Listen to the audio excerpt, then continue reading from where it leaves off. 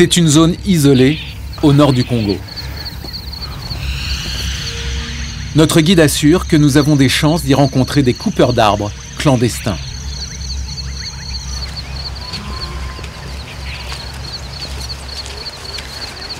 Au bout de 2 heures de marche,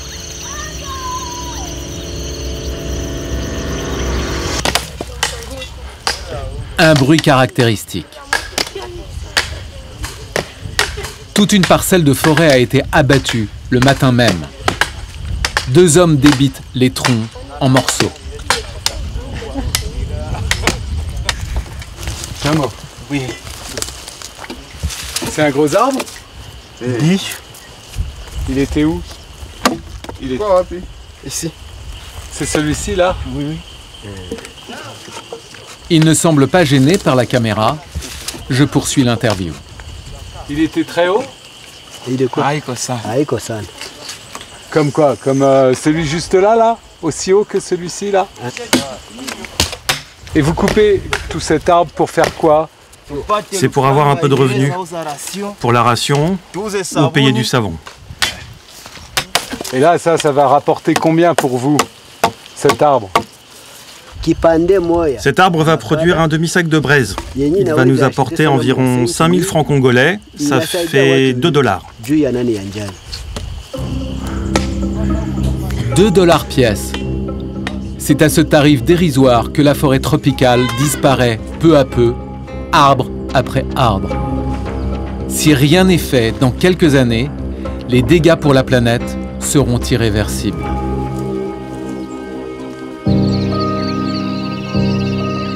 La forêt tropicale, le plus vaste réservoir de biodiversité de la planète. De l'Amazonie au bassin du Congo en Afrique, un trésor menacé. 10 millions d'hectares disparaissent chaque année. C'est quoi là ce qu'on entend? Là, ce sont des gens qui sont en train de couper les arbres de ce qu'il reste de cette petite forêt. Là, si vous passez ici dans une semaine, c'est toute cette zone que vous ne trouverez plus.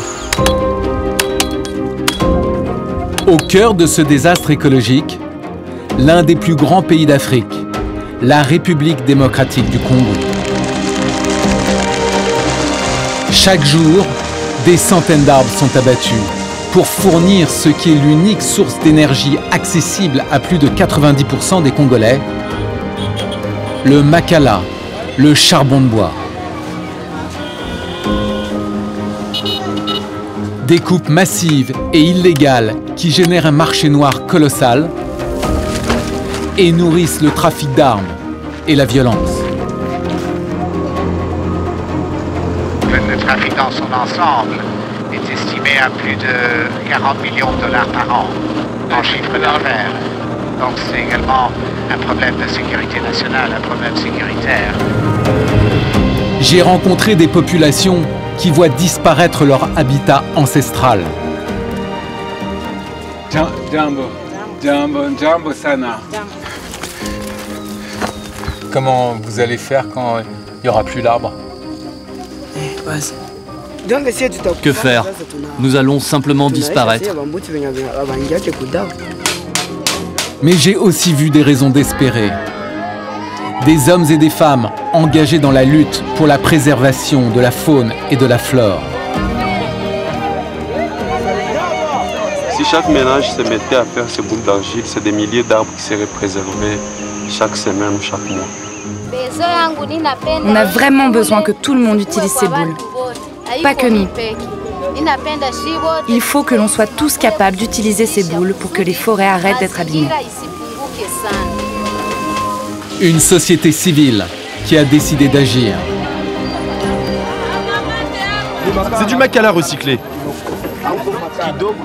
On te dit, juste avec 20 morceaux de ce genre, tu peux faire cuire les aliments, un repas complet, et faire bouillir de l'eau pour le thermos.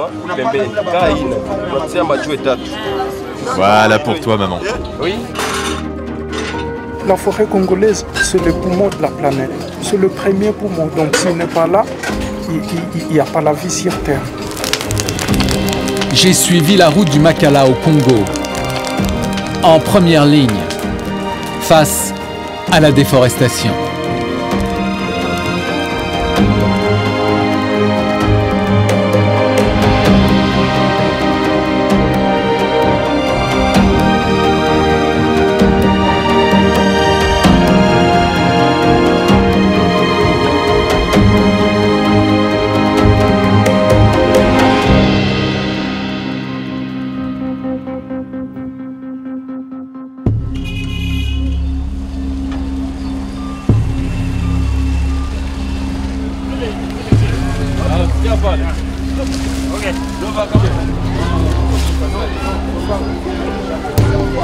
Donc là, Elvis, on part pour combien d'heures de route? Donc ici, nous sommes à Minova, on va pour Calais centre et c'est 4 heures de route en moto. D'accord, sinon on n'y arriverait pas en voiture? En voiture, c'est compliqué et on aura à passer toute la journée sur la route. Ok, on y va. Mon voyage m'amène dans l'une des régions du Congo où la déforestation est la plus violente.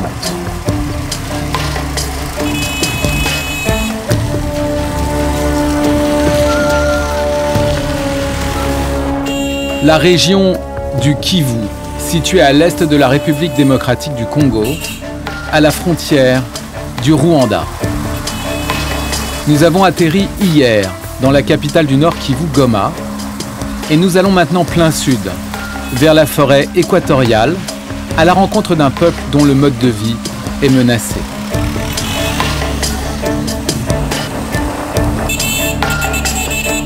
Un voyage de 5 heures pour rejoindre une région déshéritée et difficile d'accès. Nous longeons la frontière, marquée par l'immense lac Kivu.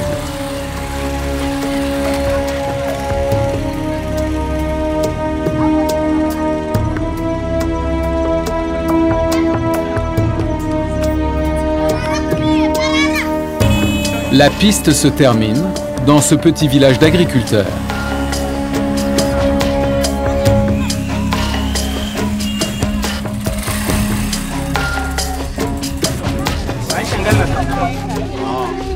Cédric Muliri est à la tête d'une organisation humanitaire. Il va nous guider jusqu'au peuple ancestral de la forêt. Donc là, on part dans combien de temps là? Dans 2-3 minutes, on est déjà prêt. Ouais, pour aller voir les pygmées, les paés, c'est ça? Les PA. Les PA, pardon. Oui. C'est le nom des pygmées en fait. Oui, ils ne préfèrent plus être appelés comme ça, du coup on les appelle des Batois. D'accord, mais quoi qu'il arrive, ils vivent de la forêt et dans la forêt, c'est ça?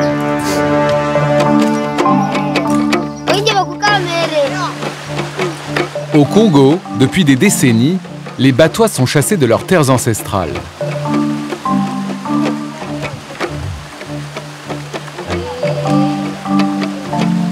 Ils vivent dans des contrées toujours plus reculées.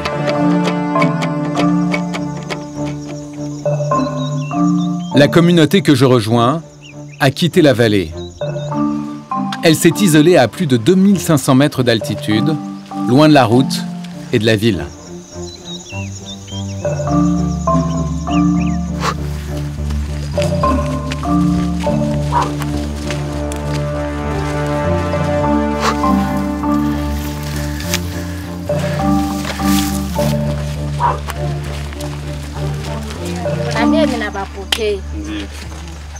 C'est la maman du chef et sa femme. Jambo. Jambo, Jambo Sana. Merci, merci beaucoup de nous accueillir. Comment on dit merci beaucoup de nous accueillir? Asante sana kutupokea. Asante sana kutupokea. Kutupokea. Ndio, ndio.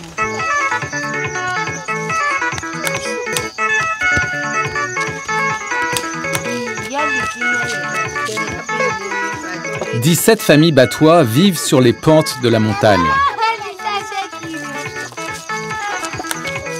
Avant toute chose, je dois convaincre les hommes du village de me montrer les secrets de leur forêt.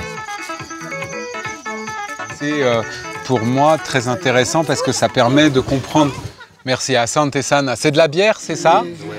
C'est de la bière à base de banane. À la banane. Ok. J'y vais. C'est très très bon. Merci.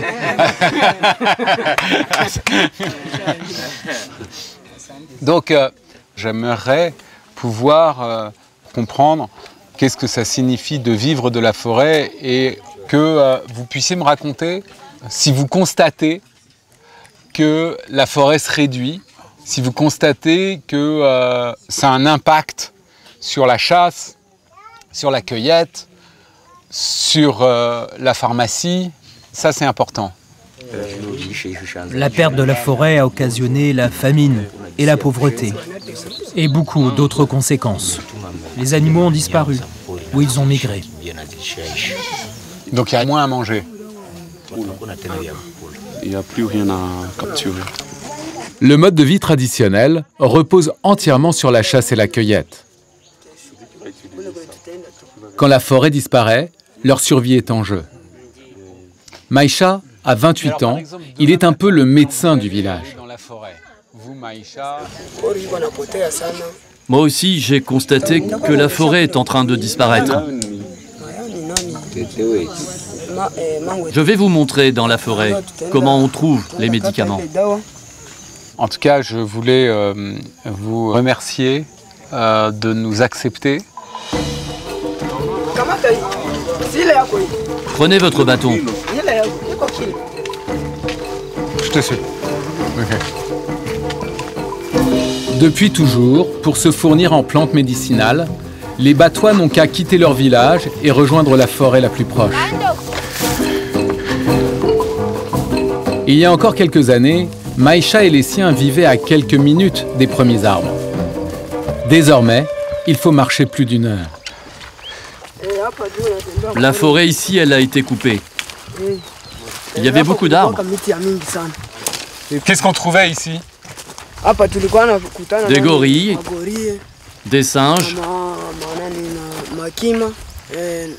Oui, ici c'était une très grande forêt. Mais elle n'existe plus. Celle où je t'emmène, elle est très grande aussi, mais elle est plus loin, donc il faut marcher plus. La forêt du bassin du Congo est, après la forêt amazonienne, le 2e plus important poumon vert de la planète. Mais là où la jungle était omniprésente depuis des siècles, les collines sont maintenant à nu. Les arbres disparaissent, la forêt meurt.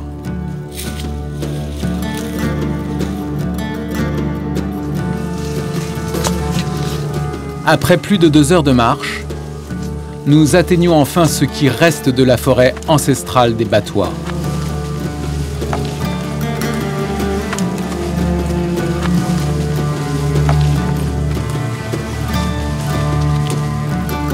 Maïcha sait précisément où trouver les plantes médicinales dont il a besoin.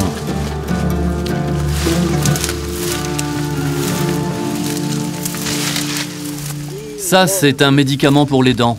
C'est laquelle? C'est laquelle? Celle-ci. C'est un médicament pour les dents. C'est quoi ça? Donc tu fais comme ça, tu le découpes en morceaux et après tu le mets dans une casserole. Et après? Après, dans la casserole, tu ajoutes un peu de sel. Ensuite, tu mets au feu avec un peu d'eau. Et quand la tisane devient verte, vraiment verte comme cette écorce, tu mets un peu de tisane dans un gobelet et puis comme ça dans la bouche. Tu gardes la tisane chaude dans la bouche entre tes dents et ensuite tu craches. C'est-à-dire que si j'ai mal aux dents, j'aurai plus mal grâce à ça. Beaucoup moins mal. Tu le fais pendant 4 jours, matin et soir, et tu iras mieux. De la naissance à l'âge mûr, tous les problèmes de santé ont ici leurs médicaments naturels. Mais cette pharmacie à ciel ouvert, Maïcha en a désormais la certitude. Elle est en péril. Ça, c'est un médicament contre les maux de tête. C'est comme de l'aspirine? Oui. Il suffit de piler l'écorce dans un mortier. Ensuite, tu presses le jus et directement dans les narines, devant le soleil. Après, tu te couches dans sa direction. Tu vas éternuer, comme ça. Et après, ton mal de tête diminue.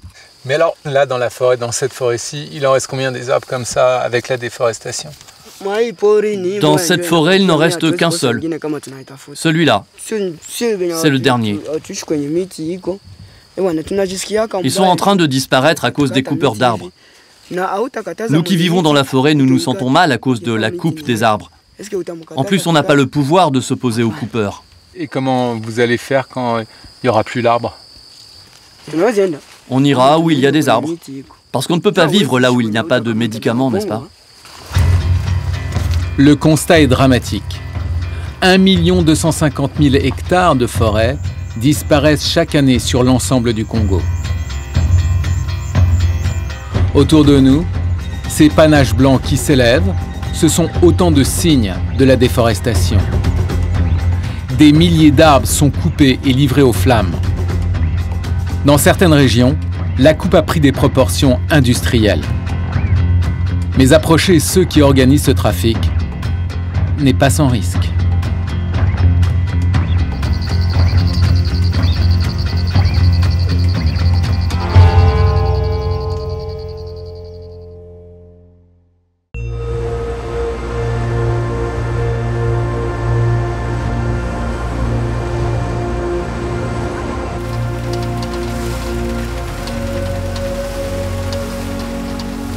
Tôt ce matin, nous avons quitté le village pour rejoindre Bukavu. Et de là, nous traversons le lac Kivu pour allier au nord de Goma une vaste zone protégée.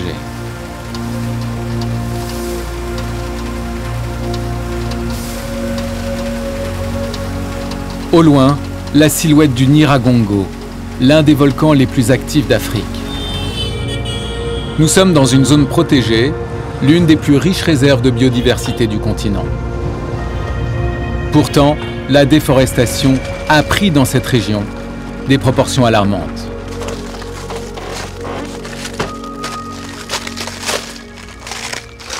On va là où il y a la fumée, c'est ça? Oui, c'est... Ici, il y a quelques jours, s'élevait une forêt majestueuse. Aujourd'hui, il ne subsiste que quelques souches.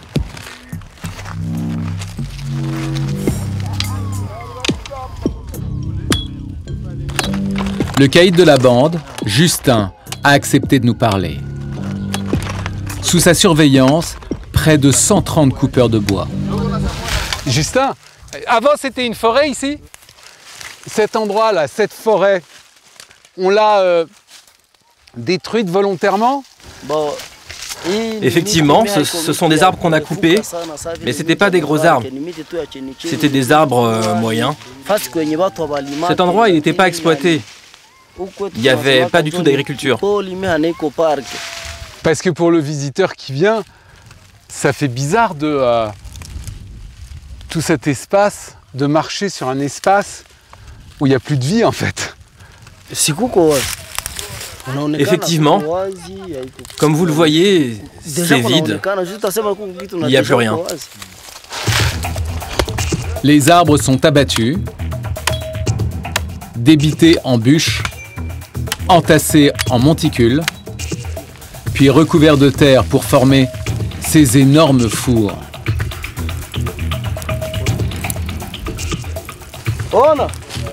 Est-ce que ce four là-bas, vous l'avez déjà fermé? Il est toujours ouvert? Bon, je vais voir l'autre là-bas et puis je reviens. Rien qu'aujourd'hui, l'équipe de Justin s'active sur une dizaine de fours. Waouh! Là, ça brûle. Là, nous sommes juste au début. On vient d'introduire le feu. Ça, c'est la porte. Et ça représente combien d'arbres? C'est beaucoup. Vraiment, c'est beaucoup. Mais genre combien? Nous avons notre façon de faire le four. Ici, avec 5 arbres par exemple, je peux avoir 20 sacs de braise. Dans ces fours, les arbres se consument durant 5 jours. Objectif, produire du charbon de bois. Un charbon qui rapportera beaucoup d'argent.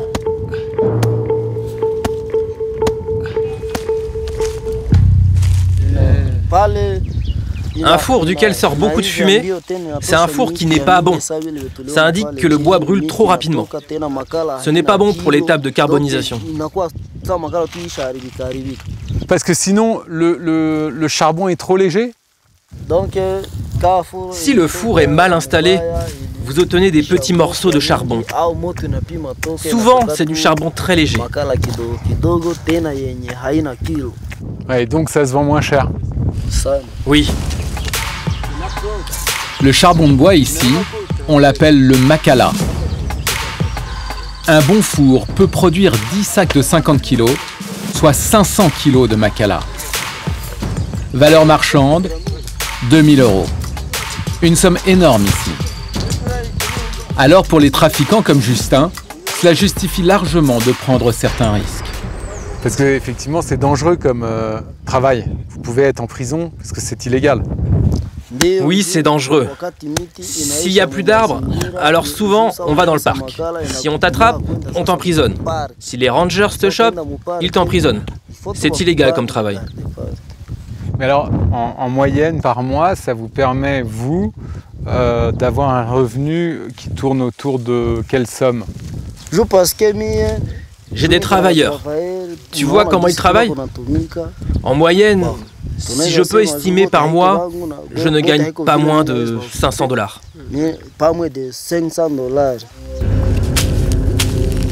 500 $, c'est près de 10 fois le salaire moyen au Congo.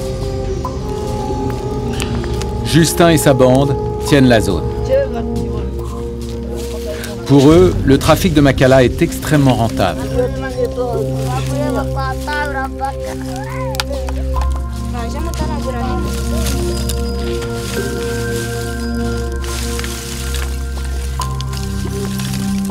Pour pouvoir travailler sur cette parcelle, cette famille devra donner à Justin la moitié de son charbon. Des chefs de bande comme lui ont fait du Makala leur fonds de commerce. Rien qu'au Nord Kivu, la contrebande du Makala est estimée à 35 millions € par an.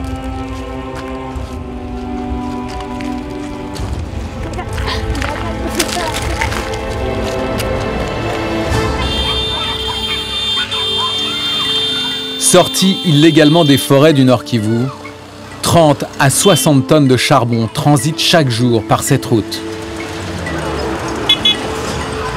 L'autoroute du Makala.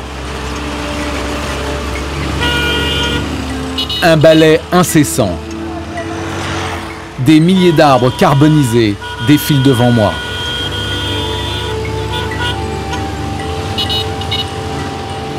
Ils ont tous la même destination. Le principal lieu de consommation du charbon dans la région. Goma et ses près de 2 millions d'habitants. La ville a doublé de taille en à peine plus de 10 ans. Mais les infrastructures n'ont pas suivi. Ici, l'électricité est rare. La seule façon de cuire sa nourriture, c'est le Makala. Sur les marchés, il est partout.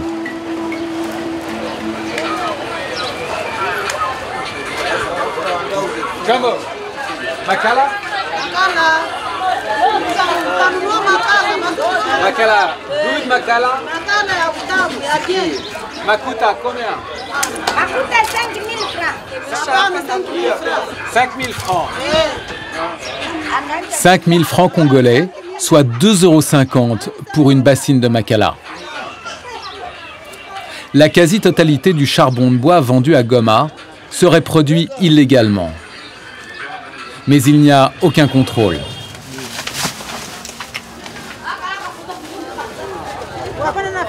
Des livreurs apportent même les sacs de 30 kilos à domicile sur ces trottinettes en bois.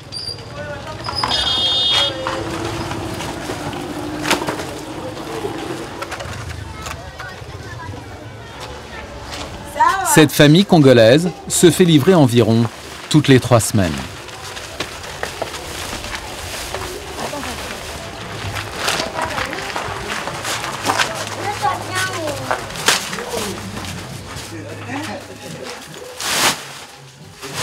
C'est hyper lourd. Hein.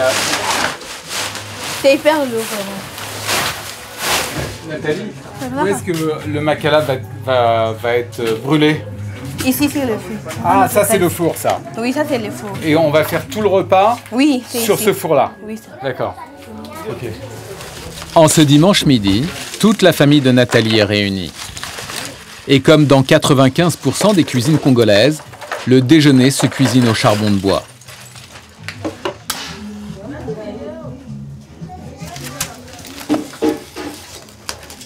Il n'y a pas d'alternative au Makala aujourd'hui pour faire de la cuisine et pour chauffer les aliments et les cuire? Il y a des solutions. Il y a les réchauds à gaz. Il y en a, mais nous, on ne préfère pas utiliser ça. Pourquoi? Parce qu'on a des enfants qui jouent beaucoup, tu vois tout ça. Parce que les enfants peuvent venir même jouer avec ça, puis ça explose. C'est un peu ça. Est-ce que vous avez ou on a conscience du fait que, à cause de l'utilisation massive du Makala, il y a moins d'arbres dans la forêt ou pas? Vous saviez ça? Oui, nous savons ça. C'est pas un problème? Bon, c'est pas un problème totalement, parce que on coupe un arbre et l'autre se pousse. Vous voulez dire qu'on en replante? Oui, on en replante ça. Et le Makala, on continue de l'acheter? Oui, on continue de l'acheter. On ne voit pas des inconvénients dans ça parce qu'on est habitué à l'utiliser. D'accord. Oui, oui. Tu vois que ça sort trop vite. Très vite. Hein. Oui, oui. C'est tout le paradoxe du Makala. La population sait qu'elle détruit la forêt à petit feu, mais elle n'a pas d'alternative pour se nourrir. Dans un pays où moins d'une famille sur 10 seulement est raccordée à l'électricité, le charbon de bois est la seule source d'énergie disponible.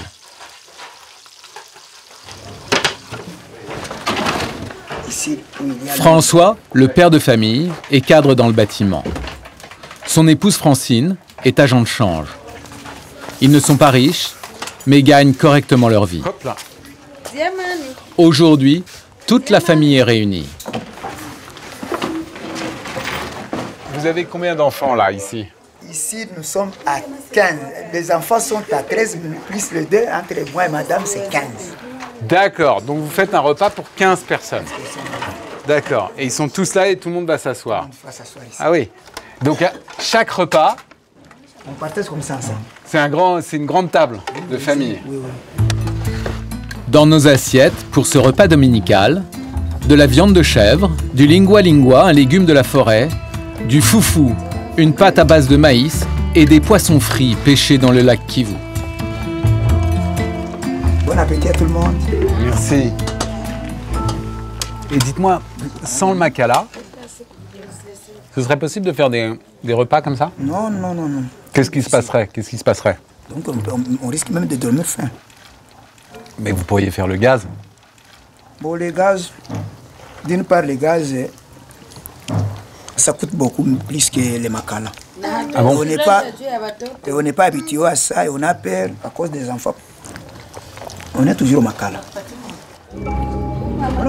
Des grandes familles comme celle de François et Francine, c'est la norme au Congo, où chaque foyer compte en moyenne 7 enfants. La démographie est galopante. D'ici 30 ans, le pays devrait passer de 90 millions d'habitants à près de 200 millions. Et toutes ces familles cuisinent au Makala. Le trafic de charbon de bois prend une telle ampleur que désormais il alimente l'économie parallèle et contribue même à financer la guerre civile. Il suffit de sortir de Goma pour s'en rendre compte. Je fais route vers le nord pour rejoindre le gigantesque parc national des Virunga, l'une des plus grandes réserves naturelles d'Afrique, mais aussi l'une des zones les plus dangereuses, notamment à cause du trafic des ressources naturelles et du Makala. Mon convoi est escorté, mais ce ne sont pas des soldats, ce sont les gardes du parc. Dans le nord du pays, ces hommes qui protègent la faune et la flore sont confrontés à des coupeurs de bois, organisés et parfois armés.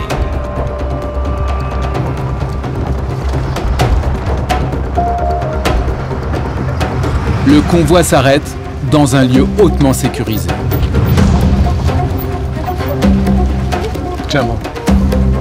C'est l'une des bases du parc. Tac. Hop là. J'ai rendez-vous avec un homme qui se bat au quotidien pour sauver ce qui reste de la forêt ancestrale du Nord Kivu. C'est lui là? Oui.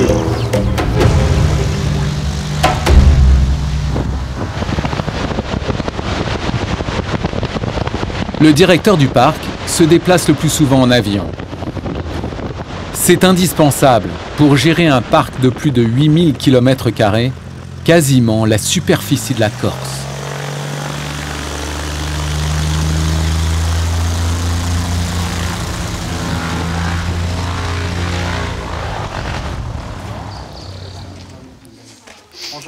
Bonjour, enchanté. Guy, je suis ravi de vous rencontrer. Ouais. Moi aussi. Bon, ça va, bien arrivé. Super. Ouais. Et vous? Ça va, oui, un peu de pluie, mais c'est la période de l'année. Oui, c'est ça. Ouais, on est un peu sous les foudres de la tempête. Ouais. Et donc c'est avec celui-ci qu'on va repartir? Oui, on part avec celui-là. Emmanuel de Mérode est belge. Le gouvernement congolais l'a nommé conservateur du parc des Virunga en 2008.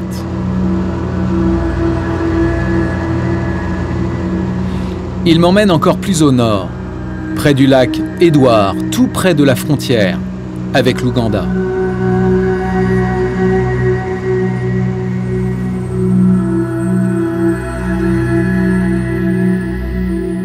Dans cette région en proie à la guerre civile, l'avion est aussi le moyen d'éviter les embuscades fréquentes au sol.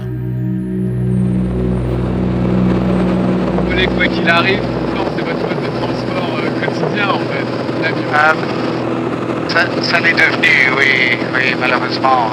La sécurité sur les routes est devenue de plus en plus difficile ces derniers temps. Situation d'insécurité, on a une situation de conflit armé ici. Là où on est dans le Rutshuru, la route qu'on voit ici à droite est en fait la deuxième route du Congo en termes de passage. Et donc c'est un axe économique qui est extrêmement important. Mais il y a également énormément d'attaques. Donc les collines que vous voyez là-bas sont occupées par les M23. Des groupes armés rebelles, M23. Qui sont dans les collines de ce côté-là. Et il y a des milices armées FTLR qui sont dans les collines là-bas. D'accord. On est un peu coincé entre les deux. Et ils veulent quoi ces gens? Donc ils sont impliqués dans le trafic du Makala. C'est un trafic qui fournit surtout la ville de Goma et qui provient des forêts du parc.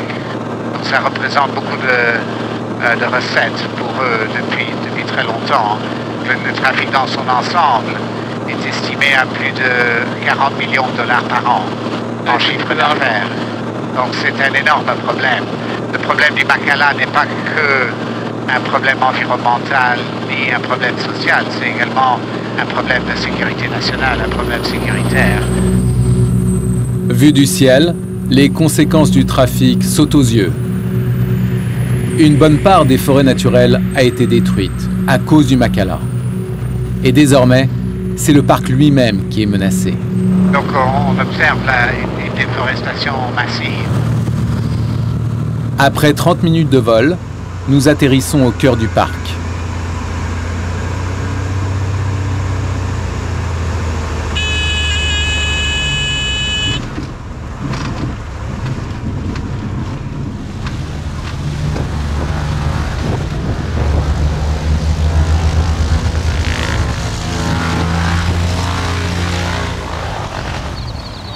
Ici, les gardes du parc doivent s'opposer chaque jour aux trafiquants de Makala pour protéger la forêt, mais aussi pour protéger les animaux dont c'est l'habitat naturel. Demain, je pars en patrouille avec eux.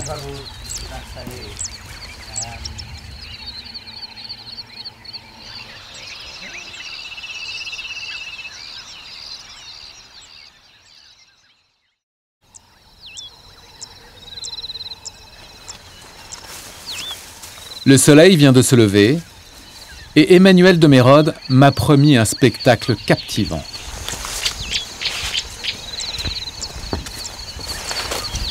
C'est fou, on entend des sons qu'on n'entend pas ailleurs. Oui, c'est une superbe forêt. Il tient à me montrer une des réussites du parc, une raison d'espérer. Elle se trouve quelque part sur la rivière Rutshuru, qui marque la frontière entre le Congo et l'Ouganda.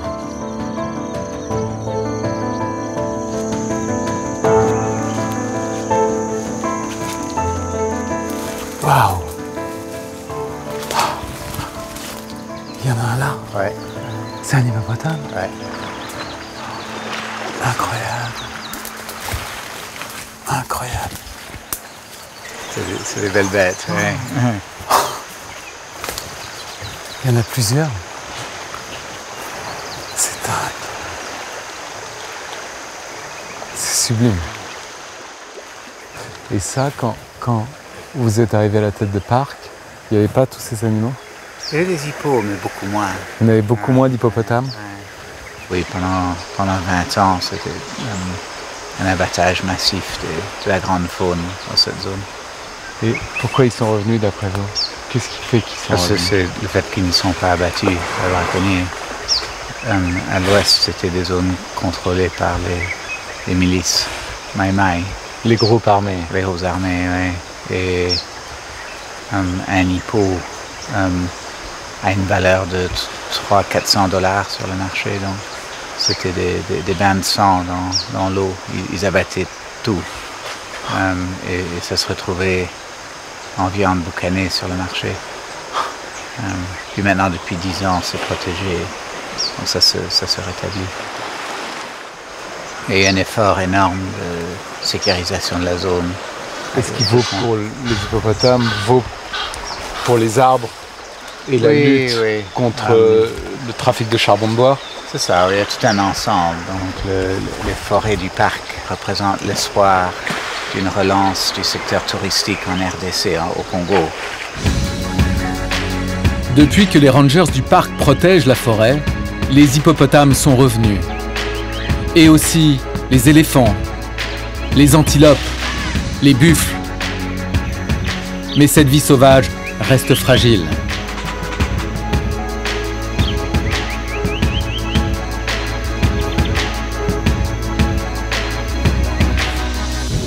Le parc est divisé en 4 secteurs. Désiré Sekibibi est le commandant du secteur centre. Bonjour monsieur. Bonjour. Guy Lagache. Les gardes du parc sont un peu moins de 800.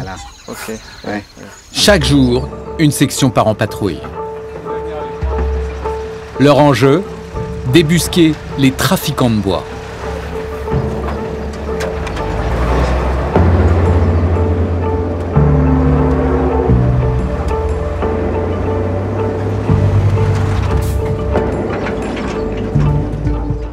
Ce secteur est l'une des zones qui connaît le plus d'attaques.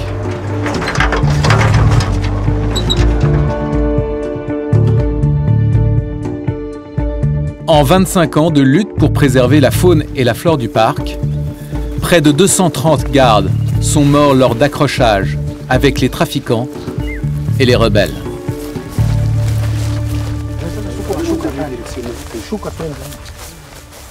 Qu'est-ce qu'ils disent? Ils disent que c'est mieux de passer par là? Oui. Pourquoi?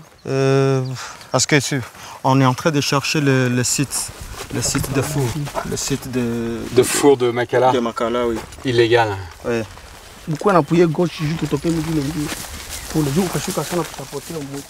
Ok, on avance. Pour échapper aux patrouilles, les trafiquants n'hésitent pas à s'enfoncer au plus profond de la forêt.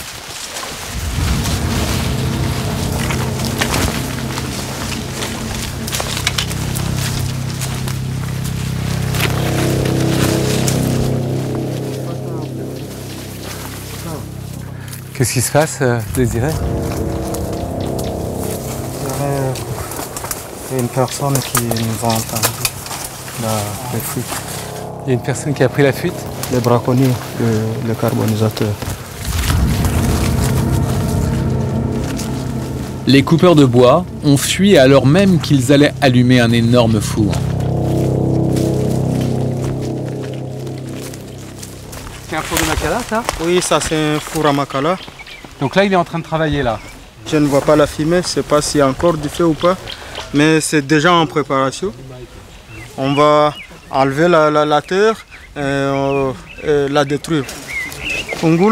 Ouvrez pour voir s'il y a du feu. Allez, détruisez-moi ça.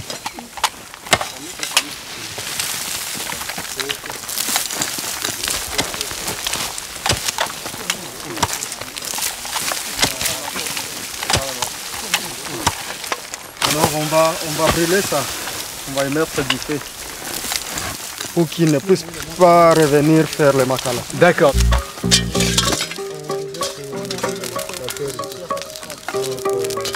Et maintenant quand on fait ceci, c'est les décourager parce qu'ils vont perdre.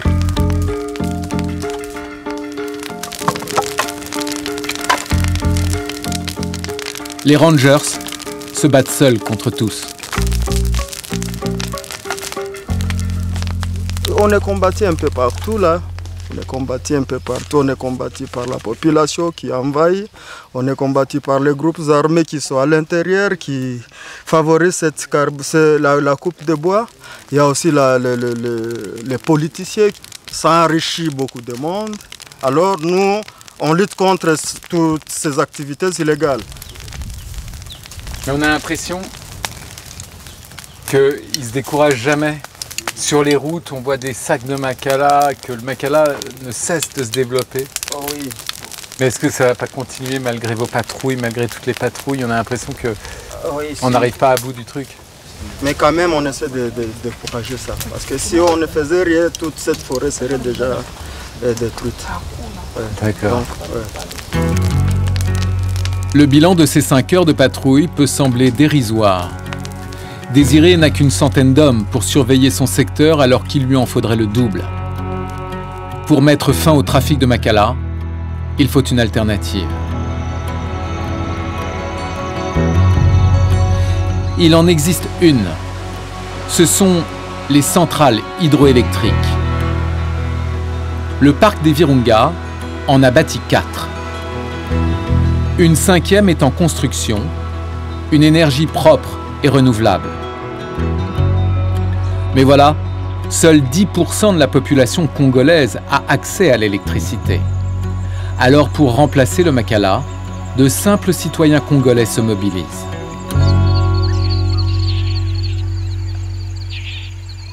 Je retrouve Cédric Muliri, notre guide. Pour protéger la forêt, il a peut-être trouvé une solution. L'argile, la matière première des potiers. Modelée en boule et séchée, l'argile a des propriétés calorifiques très élevées.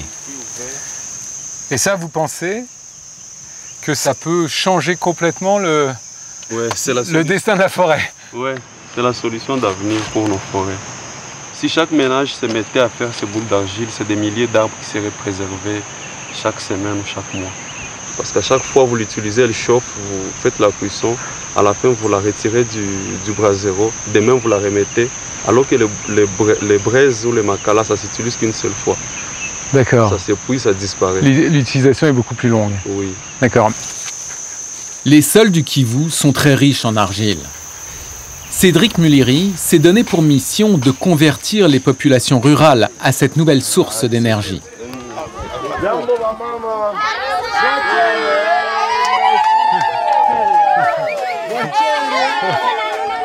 Il a créé l'association Artemis pour former les communautés batois.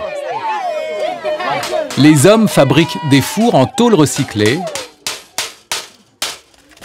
Les femmes, elles, façonnent la terre. Les populations des villages environnants ont déjà appris à fabriquer les boules d'argile et à s'en servir.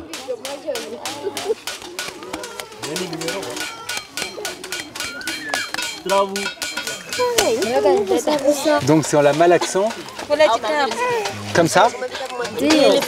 Il faut la rendre encore plus molle. Mais ça suffit pas là? C'est dur là. Non, non, là on n'a pas commencé la boule. Là il faut d'abord malaxer. Mais ça prend du temps en fait. Oui, il faut que tout soit, que ça soit un peu dur dans ta main, un peu collante.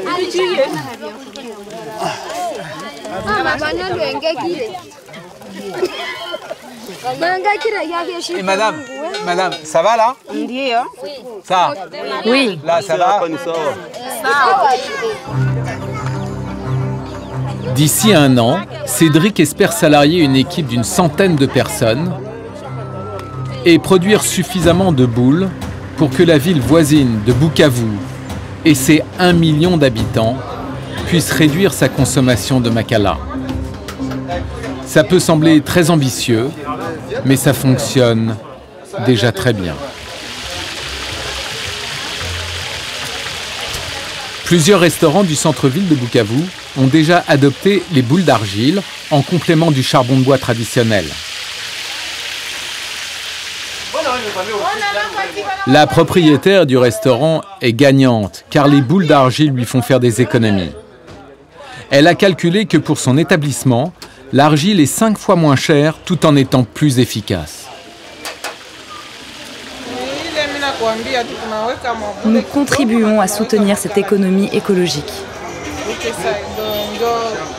Parce que ça soutient la fabrication des boules d'argile pour la protection de l'environnement.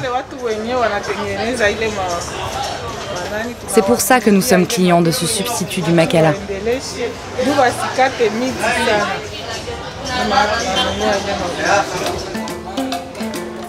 Une dizaine de restaurateurs et 400 familles ont entamé cette transition énergétique. Ils ont ainsi réduit jusqu'à 70% de leur consommation de charbon de bois. Des débuts prometteurs, et certains sont encore plus ambitieux.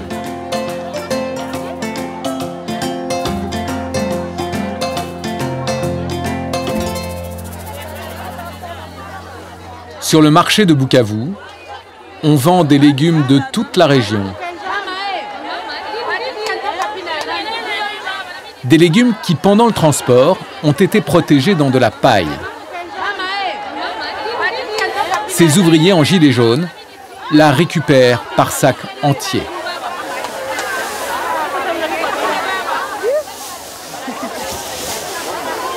Bon là, oui. Ça c'est quoi ça? Là c'est la paille pour couvrir la tomate que nous on prend pour encore valoriser en charbon. D'accord, en fait c'est des déchets qui vont servir à rien si vous ne les prenez pas, quoi. Oui, ça va servir à rien si on ne pas. Cette paille destinée à la poubelle, l'équipe de Mouroula Zigabé la récupère avec l'autorisation de la municipalité, car il lui a trouvé une vraie utilité. L'équipe repart avec 200 kg de paille et de matière végétale. Mouroula en est convaincu. Ces déchets sont LA solution à la déforestation. Mouroula Zigabé a 30 ans. Il a fait ses études de philosophie à l'université de Bukavu. Mais en 2018, il a créé cet atelier de fabrication de briquettes inflammables. La méthode qu'il a mise au point ressemble beaucoup à celle qu'utilisent les trafiquants de Makala. Mais ici, les fours ne sont pas en terre, ce sont des fumes métalliques recyclées.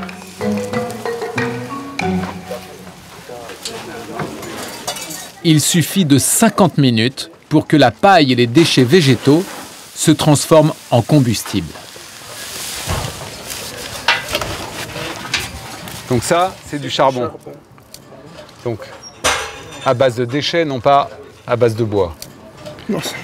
Juste, comment on fait pour s'en servir après? Enfin, oui. Ça, je peux l'utiliser pour faire chauffer mes aliments? Pas encore. Maintenant, nous allons le broyer et puis le compacter. On va broyer, on va obtenir une poudre qu'on va mélanger avec du liant pour obtenir une pâte. Qui refasse un charbon dur, ouais. Comme si c'était un charbon de bois. Comme si c'était un charbon de bois. D'accord. Ouais. À la fin du processus, on obtient un bloc de charbon reconstitué qui a tout du Makala traditionnel.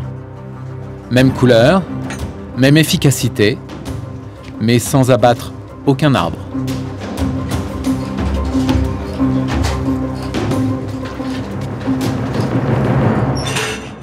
Ça c'est déjà une alternative. Ça remplace le charbon de bois. Et là, plus besoin d'aller déforester.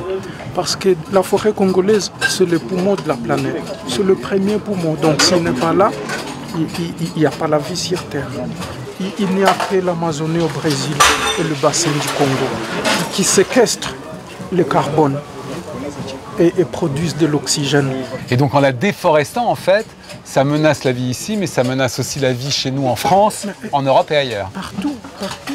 Même pour vous en Europe, parce qu'en Europe, vous produisez trop de carbone, trop de CO2, que la forêt absorbe et nous donne de l'oxygène, que nous avons tous besoin en Afrique comme en Europe pour vivre. Mais cette forêt, elle n'est pas respectée. Et là, nous sommes sacrifiés. Tout ce temps que nous sommes. Oui. Enfin, d'un bout à l'autre de la planète, pardon. Exactement. Mouroula produit entre 20 et 40 tonnes de briquettes par mois.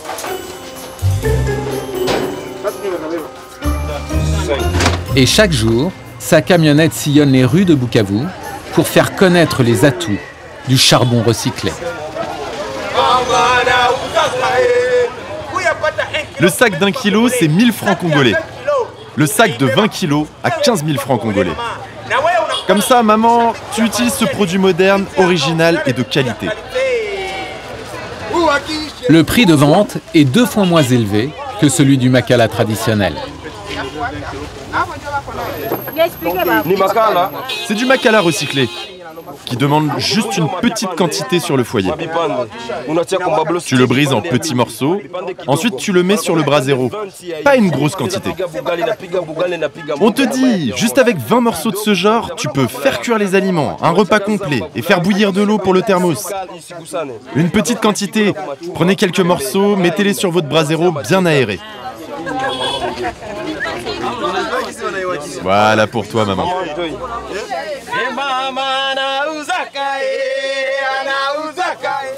Le discours semble convaincre. Les ventes s'enchaînent. De nombreuses mères de famille repartent avec leurs sacs de makala écologiques.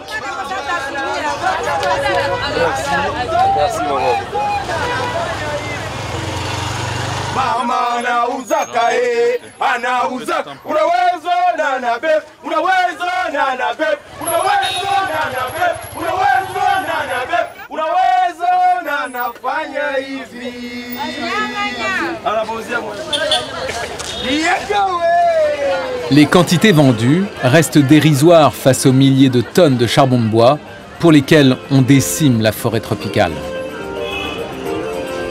Mais les initiatives de ces jeunes entrepreneurs gagnent du terrain. À leur image, une partie de la société congolaise se mobilise pour la forêt. Mais le Congo est un pays immense et pauvre. Ses ressources minières ou pétrolières excitent les convoitises. Et la préservation de la forêt est loin d'être toujours la priorité. Pour sauver ce poumon vert, vital pour notre planète, il est donc indispensable que l'opinion publique se mobilise.